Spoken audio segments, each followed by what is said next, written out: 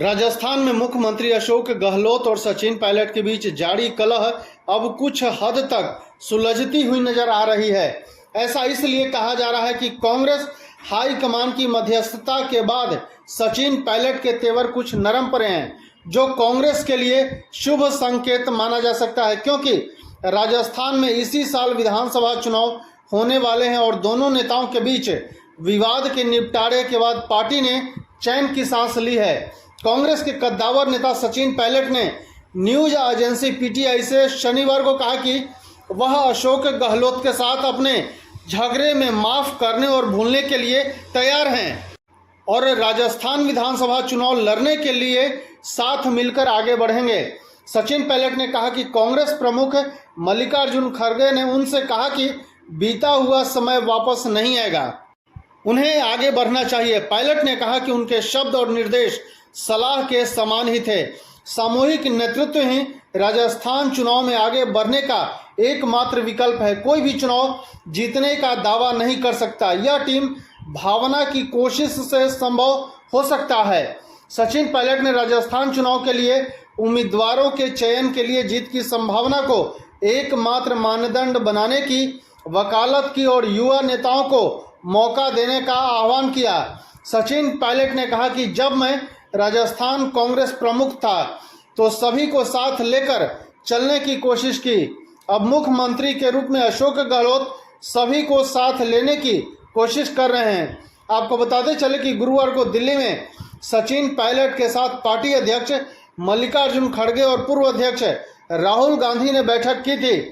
अशोक गहलोत को पैर में चोट लगी थी, जिसके कारण वह दिल्ली नहीं आ सके थे, लेकिन उन्होंने इस बैठक में वर्चुअली हिस्सा लिया था। मीडिया रिपोर्ट की माने तो इस बैठक के बाद अशोक गहलोत से कहा गया कि वह सचिन पायलट की उन 3 मांगों पर कार्रवाई करें, जिसमें वसुंधरा राजे सरकार के खिलाफ कथित भ्रष्टाचार के मामले की जांच कराने की मांग भी शामिल है।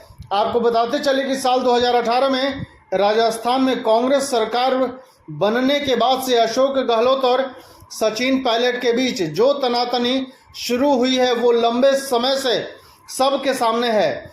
सचिन पायलट सार्वजनिक मंचों से अशोक गहलोत की सरकार की आलोचना करते हैं, तो अशोक गहलोत भी सचिन पायलट के लिए नकारा, निकम्मा और गद्दार जैसे शब्दों का इस्तेमाल कर चुके हैं। इस साल के अंत में राजस्थान में विधानसभा चुनाव होने हैं। पार्टी के नेता और रणनीतिकार मानते हैं कि कांग्रेस अगर यहां भाजपा को कड़ी टक्कर देना चाहती है तो उसे चुनाव के पहले पार्टी के भीतर चल रही कलह को खत्म करना होगा। इसी को लेकर गुरुवार को कांग्रेस आलाकमान के साथ राजस्थान के नेताओं की बैठक हुई थी।